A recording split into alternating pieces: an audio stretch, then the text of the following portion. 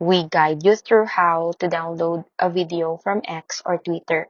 So the first thing you need to do is to open X and find the tweet that contains the video you want. Then tap the share icon and copy the link of the tweet. Next, open your browser and go to any trusted video downloader website.